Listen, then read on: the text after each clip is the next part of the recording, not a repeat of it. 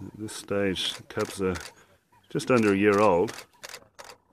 They're not going to be efficient hunters for another year, year and a half.